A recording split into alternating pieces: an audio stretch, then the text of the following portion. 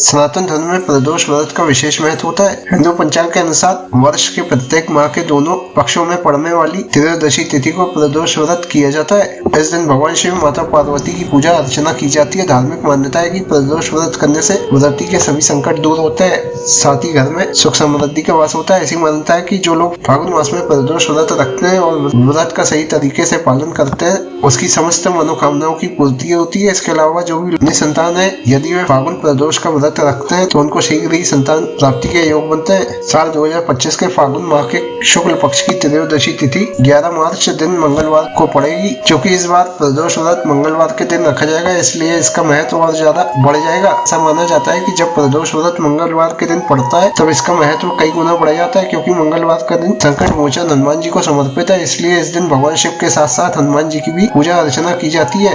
भगवान प्रदोष की कथा के अनुसार एक समय की बात है, एक नगर में एक वृद्ध महिला रहती थी। उसका एक पुत्र था। वृद्ध महिला की हनुमान जी पर गहरी आस्था थी। वह प्रत्येक मंगलवार को नियम पूर्वक व्रत रखकर हनुमान जी की आराधना किया करती थी। एक बार हनुमान जी ने उसकी भक्ति की परीक्षा लेने का निर्णय लिया। हनुमान जी साधु का रूप धारण करके वृद्ध महिला के घर पहुंचे और पुकारने लगे, क्या कोई हनुमान भक्त है जो मेरी इच्छा पूरी कर सके? साधु वेशधारी बने हनुमान जी की पुकार सुनकर वृद्ध महिला बाहर आई और साधु को प्रणाम करके बोली, आज्ञा महाराज, मैं आपके लिए क्या कर सकती हूँ? हनुमान वेशधारी साधु बोले, मैं बहुत भूखा हूँ, मुझे भोजन चाहिए, तुम थोड़ी जमीन लीप दो। वृद्ध महिला दुविधा में पड़ गई, हाथ जोड़कर बोली, महाराज, लीपने और मिट्टी खोदने के अतिरिक्त आप कोई दूसरी आज्ञा दे, मैं उसको अवश्य पूर्ण करूंगी। साधु ने 3 बार प्रतिज्ञा कराने के पश्चात कहा, तू अपने बेटे को बुला, मैं उसकी पीठ पर आग जलाकर भोजन बनाऊंगा। ये सुनकर वृद्धा घबरा गई, परंतु वह प्रतिज्ञाबद्ध थी और उसने अपने पुत्र को बुलाकर साधु को सौंप दिया। वेशधारी साधु के रूप में हनुमान जी ने वृद्धा के हाथों से उसके पुत्र को पेट के बल लेटने को कहा और उसकी पीठ पर अग्नि प्रज्वलित की।